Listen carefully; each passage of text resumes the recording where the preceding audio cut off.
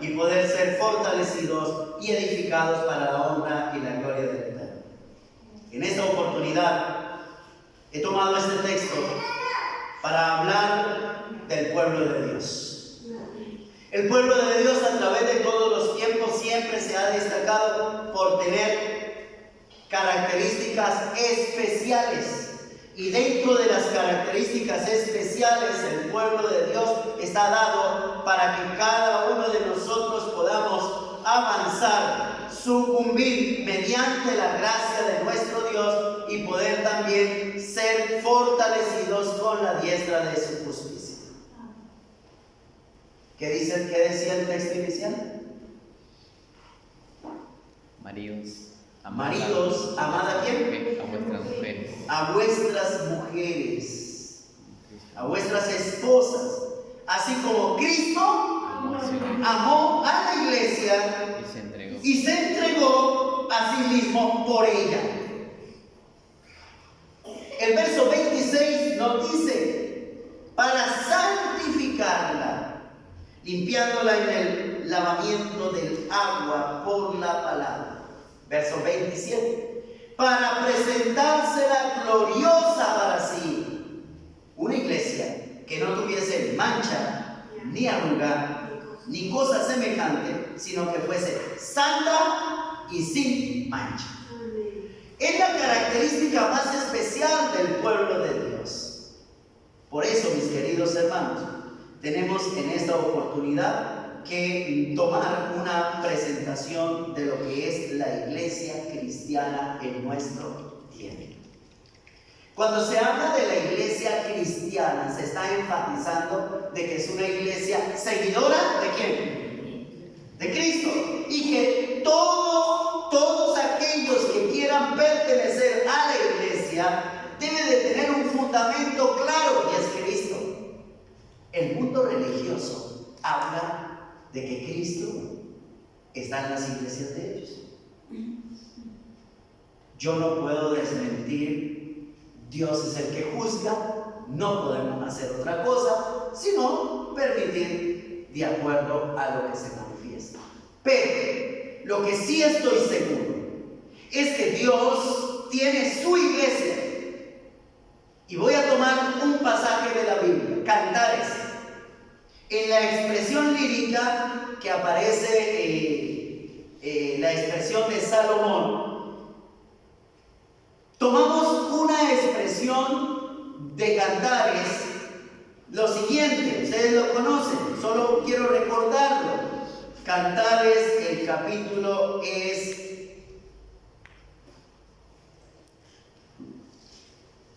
el 6, Cantares capítulo 6.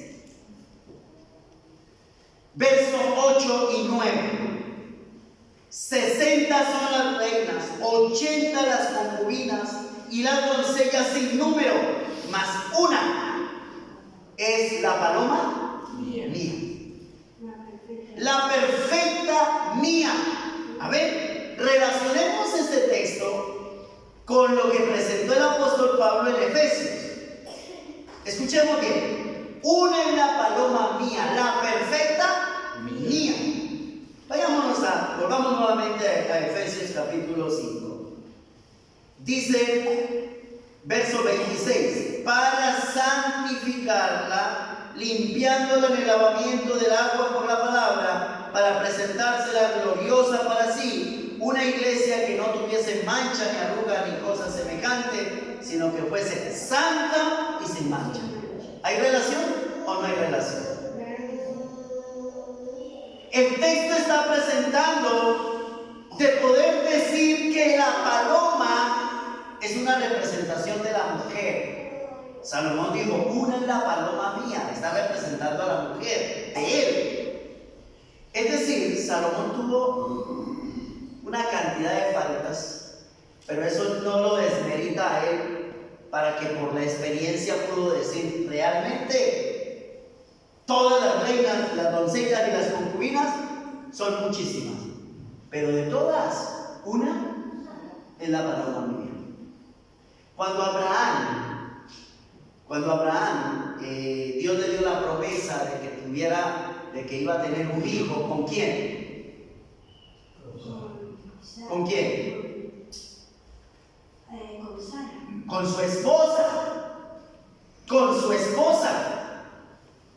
Y luego Sara quiso ayudarle a Dios y Abraham lo aceptó. Dijo, bueno, está bien, si usted quiere que le ayudemos a Dios, vamos a ayudarle. Y se fue donde acá. ¿Era la voluntad de Dios? No. No era la voluntad de Dios. ¿Lo permitió Dios? Sí. Sí, Dios permite las cosas. Pero no era la voluntad de Dios. Cuando Dios le dijo, no Señor, no era por ese lado. Tiene que ser de su esposa. Entonces Salomón también concluye diciendo que muchas son las doncellas, muchas son las concubinas con las que él tuvo su relación. Pero se da a entender esta expresión de Cantares para dar a entender sobre la iglesia. Una es la paloma mía. Y tiene características especiales. Perfecta mía. La única de su madre. La preferida de la que la engendró. La vieron las doncellas y la llamaron bienaventurada. Aquí no se está hablando que bienaventuradas las reinas, tampoco bienaventuradas las concubinas, tampoco bienaventuradas las doncellas. ¿Quién era la bienaventurada? La paloma mía. Y la paloma mía es una representación típica de la iglesia de Dios para este último. Amén. Amén. Muy bien, teniendo esto como base, la iglesia es el fundamento donde está cimentado para este último tiempo el pueblo de Dios. Efesios capítulo 2, verso 20, dice, la roca sobre la cual está fundada la iglesia es Cristo, edificado sobre el cimiento de los apóstoles y los profetas, siendo Jesucristo la principal piedra de la siendo Jesucristo la principal piedra de la. Miren, hermanos, esto es típico lo que presenta Primera de Reyes, capítulo 22. Habla sobre un profeta y sobre muchos profetas que había. Muchos profetas que habían en los tiempos de Acab y el rey Jonatán, los dos. Habían en ese entonces muchos profetas, pero cuando Dios quiso establecer para la gloria de Dios su iglesia, no se equivocó. No se equivocó. A veces decimos, pero hermanos, si es la iglesia de Dios, ¿por qué hay tan pocas personas? A veces decimos, bueno, eso no amerita a que nosotros no podamos decir que se pueda llenar la iglesia. Pero lo que sí está presentado es que Dios siempre sostiene a sus hijos. Y rastreo la historia, el mundo antediluviano. Dios quería destruir el mundo porque no había ¿qué? No había fieles. No había fieles. Pero en Génesis capítulo 6 dice, pero Noé halló gracia ante ¿quién? Ante los ojos de Dios. Noé halló gracia. Noé. Y por amor a Noé, llamó a su familia y llamó a todo el mundo para que pudieran acercarse y ser salvos del diluvio que iba a haber. Esa era la iglesia, el arca que había sido edificado con muchos esfuerzos, que Dios le había dicho cómo iba a ser esa arca. Y cuando llegó el momento de cerrarse la puerta, ¿cuántos habían atendido el llamado? 8.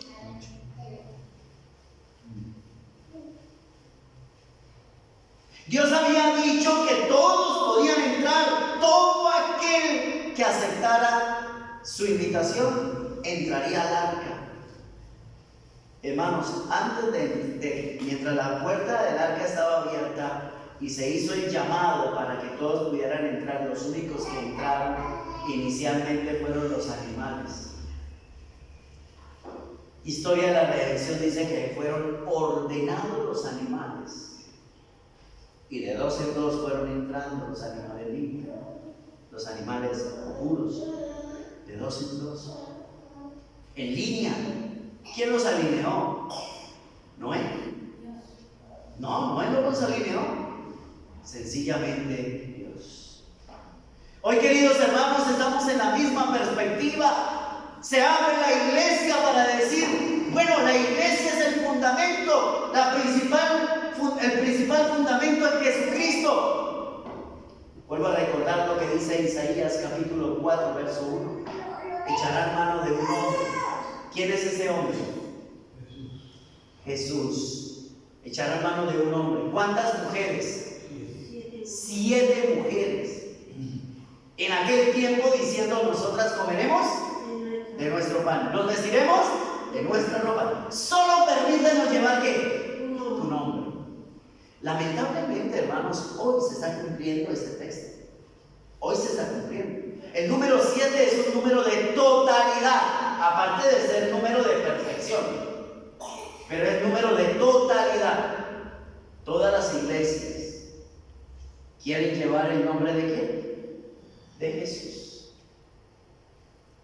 Pero quieren colocar sus propias doctrinas y quieren colocar su justicia propia, y ahí es donde no camina.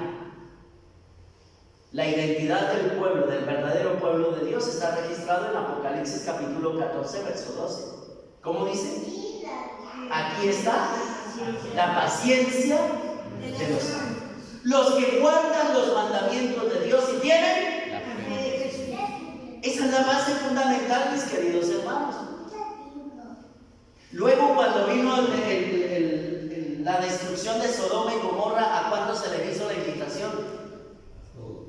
A todos. Pero ¿cuántos aceptaron la invitación?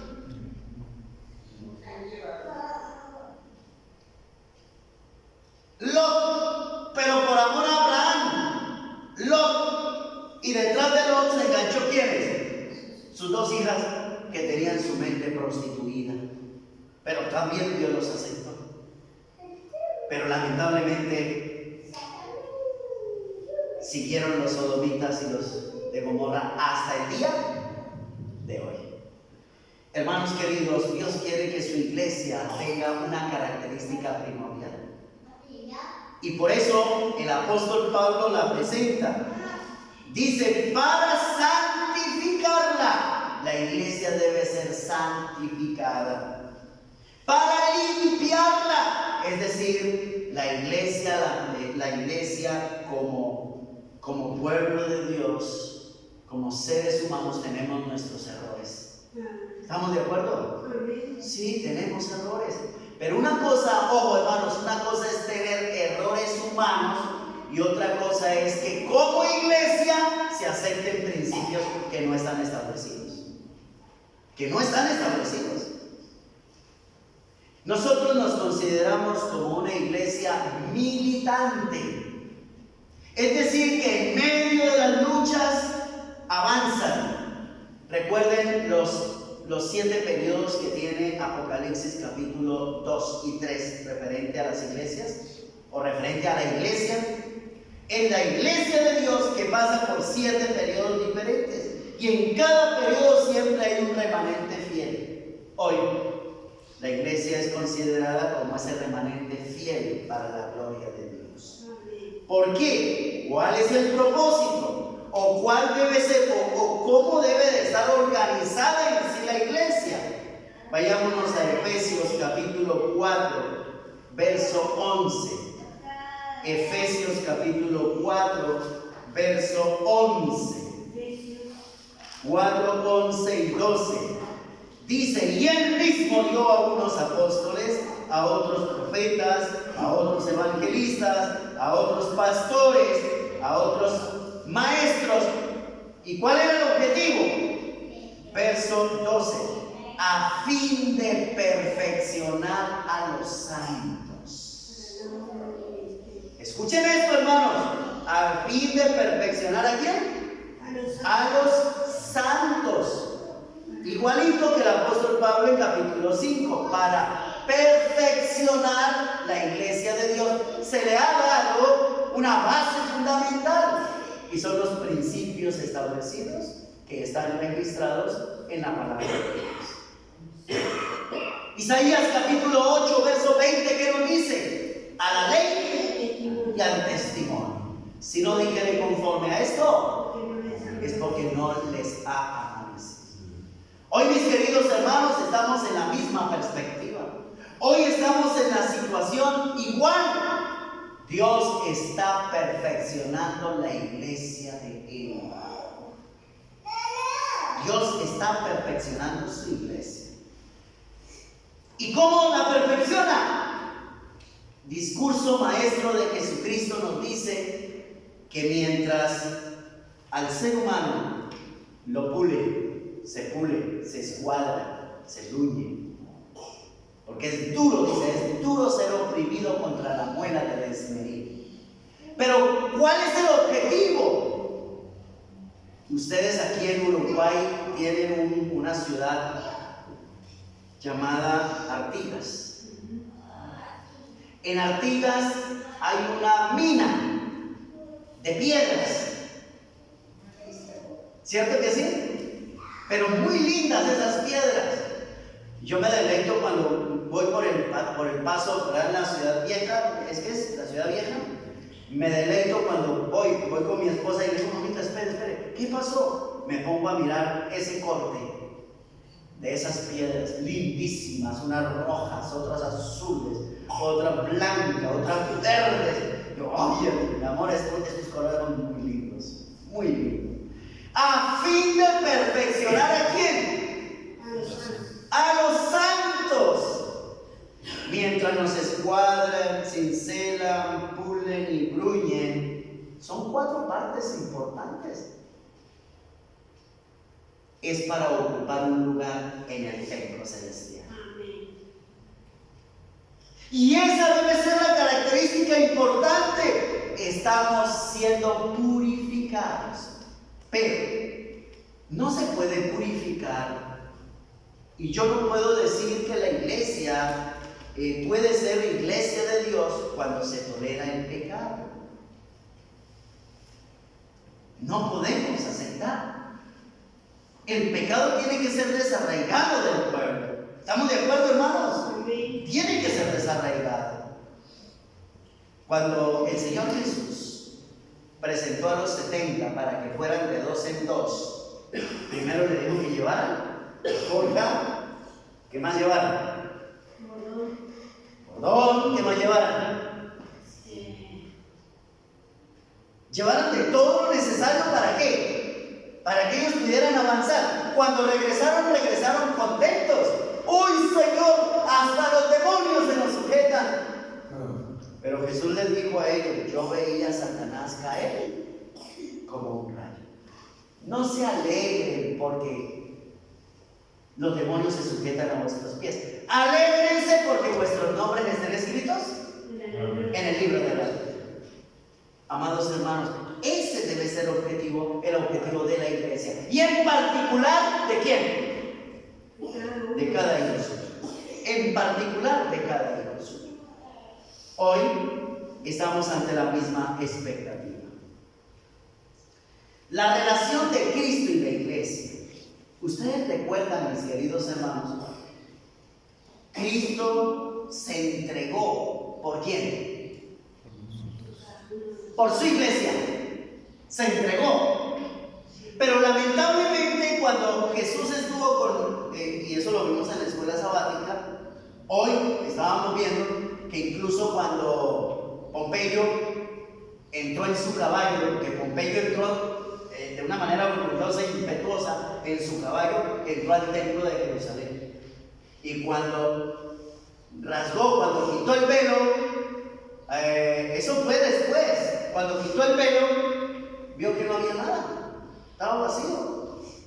Recuerden que el arca del pacto fue quitada. ¿Y por qué fue quitada? ¿Y para qué no se la robaran? ¿Por qué fue quitada? porque el pueblo se había acostumbrado a hacer las cosas humanamente. Porque cuando Jesús estaba allí, en la iglesia, en su iglesia, cuando Él entró, ¿qué vio? Mercadería, profanación del templo, mercadería, tanto que tenían una moneda especial solo para el templo. Era un negocio redondo que tenía la iglesia con los dirigentes. Y cuando Él vio eso, no tuvo más que decir: mi casa, casa de oración es llamada, pero vosotros la habéis convertido en cueva de ladrones. Desbarató mesas, quitó mesas. No tocó la humanidad, pero tocó todos los objetos. Los animales, dice el deseado de todas las gentes, que las palomas volaron, los animales empezaban a buscar cómo salirse. Porque el mecanismo era grande lo que se tenía allí. Hoy más que esto debemos dejar esos mecanismos y entregarnos a nuestro Señor con todo nuestro corazón. Amén. A lo último el Señor Jesús dijo: vuestra casa, ya no le dijo mi casa. Escuchen esto, hermanos. Jesús ya no dijo mi casa, sino dijo vuestra. ¿O sea, es dejada? Desierta. Es decir, la presencia de Dios se retira de ellos. Y así ha sucedido a través de todos los tiempos. La pregunta es, hermanos, ¿qué queremos? ¿Pertenecer a una iglesia popular? Donde constantemente se hace lo mismo, se tolera el pecado, se dice y no se hace. Yo creo que nosotros, más que una popularidad, debemos tener es una fe en el Señor Jesús e ingresar donde realmente se sienta la presencia de Dios en nuestras vidas. Porque para eso nos ha llamado el Señor, para poder ser una iglesia preparada, pura, santa, para la honra y la gloria del Eterno. Hermanos, hoy estamos ante la última expectativa, ante la última situación donde el pueblo de Dios tendrá que dar paso firme. Y quiero tomar, antes de presentarles a los hermanos, cuál es la base fundamental ahorita de nuestra iglesia, de Uruguay. No hablemos del mundo, hablemos de Uruguay, hablemos de nosotros aquí en el país. ¿Cuál es la presentación? Yo quiero tomar Juan capítulo 10. Juan capítulo 10. El verso 14 hasta el 16. Juan capítulo 10, verso 14 al 16. Es la palabra del Señor. Y es lo que el Señor presenta y dice: yo soy el buen pastor. ¿Quién es el pastor de la iglesia aquí en Montevideo? Cristo es el pastor. ¿Estamos de acuerdo? Yo soy el buen pastor. Eso lo presenta exactamente la palabra del Señor. Yo soy el buen pastor. Y conozco mis ovejas y las mías, ¿qué dice? Me conocen. Verso 15. Como el Padre me conoce, así también yo conozco al Padre y pongo mi vida por las ovejas. Juan 10, leí el capítulo 14, estoy leyendo el 15 y voy al 16. También tengo otras ovejas que no son de este redil, aquellas también debo traer, y oirán mi voz, y habrá que un rebaño, y habrá que un pastor. Queridos hermanos, la iglesia de Uruguay también tiene que describir realmente qué tiene la iglesia de Uruguay. Y vamos a tomar la descripción. El plan de trabajo de la Asociación Uruguaya brinda los términos esenciales de la iglesia para realizar la obra de Mateo 28, 19 al 20. Predicar el evangelio a todo el país de Uruguay, educando en forma integral y prestar un servicio social a la comunidad en general, niños, jóvenes, familias y ancianos de nuestro país. Amén. Ese debe ser el principal objetivo de la iglesia de quién? De Uruguay, de todo Uruguay. ¿Cuál es la misión? ¿Qué es una misión? Un deber. Un deber, es lo que se quiere realizar. La misión. Somos una iglesia cristiana basada en principios evangélicos que anunciamos las buenas nuevas de salvación y el pronto regreso de nuestro Rey de Reyes y Señor de Señores. ¿Es real esto? Sí. Ahora, queremos educar y formar personas con libertad de pensamientos. El problema es que nosotros no podemos coartar el pensamiento de nadie, pero sí llevar a las personas con libertad de pensamiento y elección que se enfaticen en el servicio social y espiritual, contribuyendo a la restauración de los valores tan perdidos en nuestro país. ¿Se han perdido los valores aquí en Uruguay? Sí. Por eso, esta debe ser nuestra misión, la iglesia como pueblo de Dios. ¿Qué más? Contamos con personal humano calificado, comprometido y con estructura física apropiada para el desarrollo de la visión de nuestra iglesia. ¿Hay personal dedicado? ¿Hay personal comprometido? Claro que sí. Debe de haber el personal comprometido. Desde aquí, la iglesia de Montevideo, debe de haber personal comprometido. Porque de lo contrario, hermanos, si no hay compromiso, no hay nada. No hay nada. Cuando recuerden que la iglesia está considerada como esos esposos. ¿Quién es el esposo? En el sentido figurado, Sí. Cristo. ¿Y quién es la esposa? La iglesia. Entonces presenta y dice: esposos, amad a vuestras esposas como Cristo amó a la iglesia y se entregó por ella. Hermanos queridos, esta es la base fundamental. Ahora, ¿cuál es la visión? Vayámonos a la visión. La visión. La visión que debe tener la iglesia en Uruguay. Nos proyectamos, cuando hablamos de visión, es una proyección ¿hacia dónde? Hacia futuro. Nos proyectamos como una iglesia evangelizadora en el ámbito nacional, capacitando y prestando un servicio integral en las áreas moral.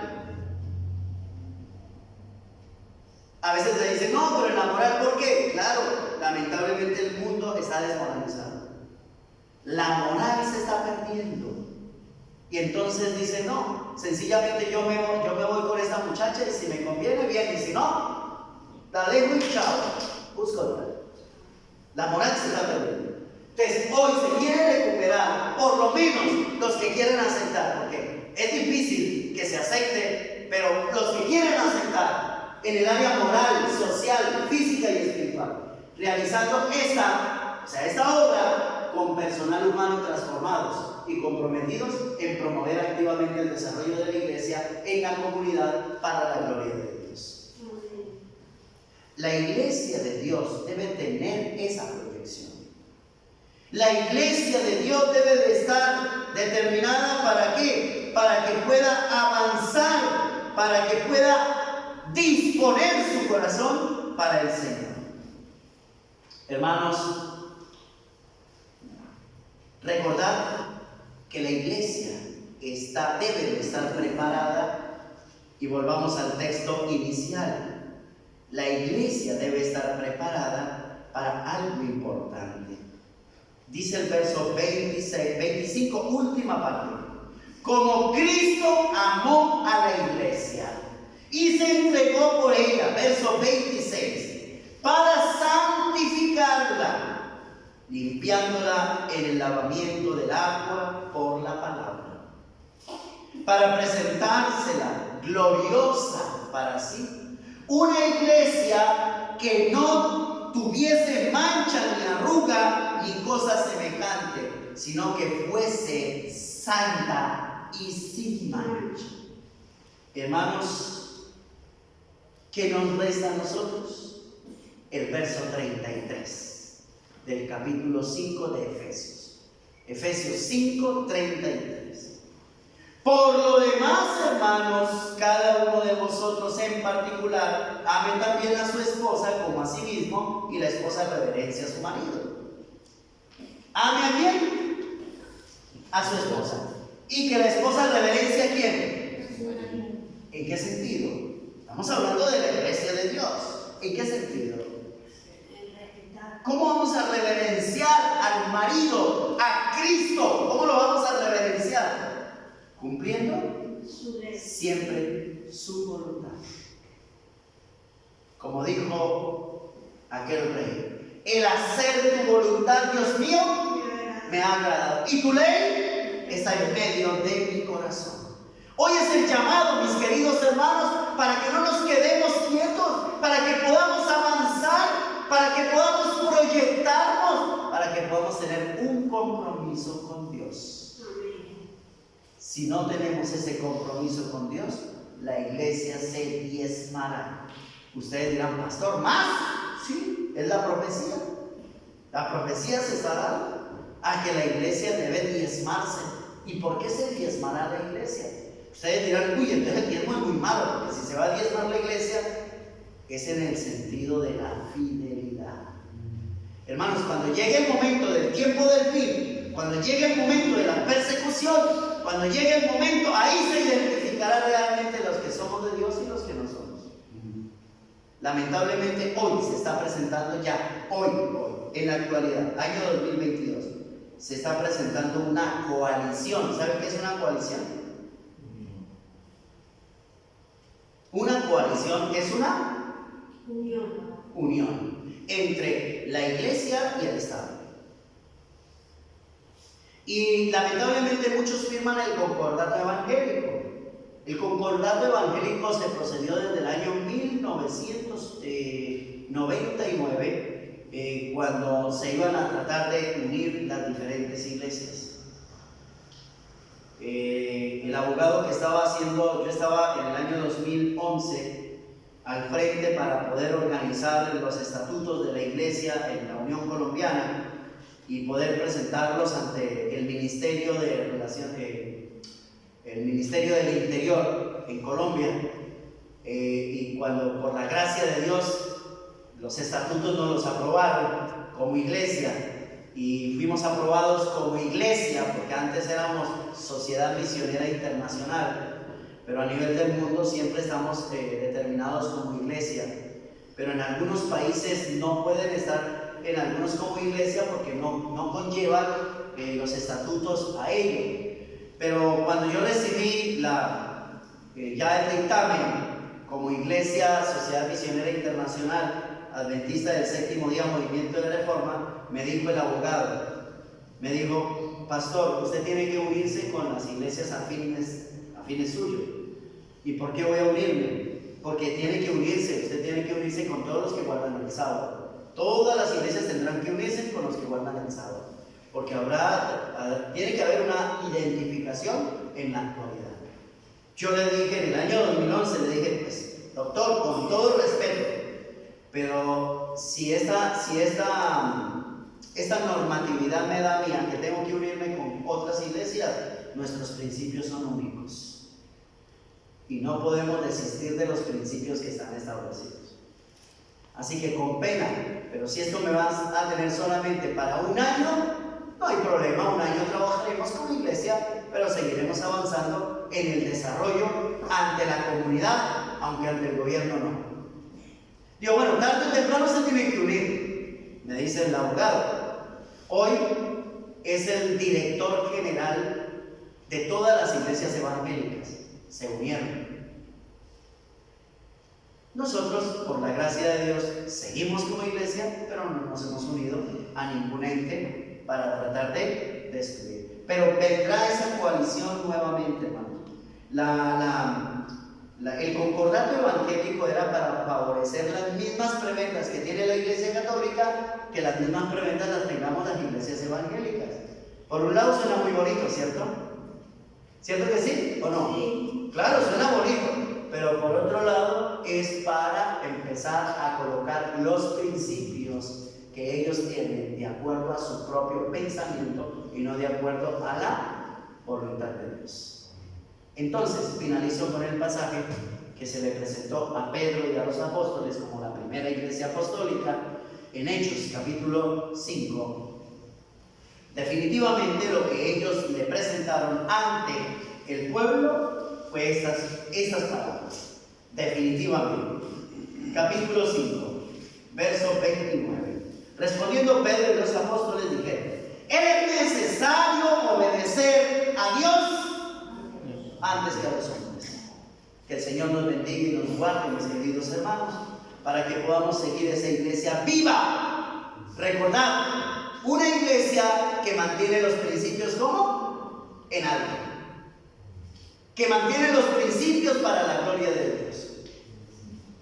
Porque en el mismo momento en que tiremos los principios al suelo, dejaremos de pertenecer a la iglesia de Dios.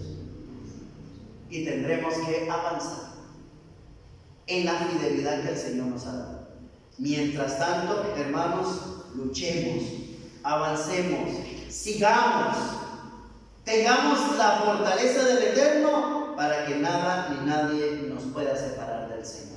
Amén. Iglesia de Cristo, renueva tu fe. Iglesia de Cristo, afirma tu fe. Es mi deseo en el nombre de Jesús. Amén. Amén.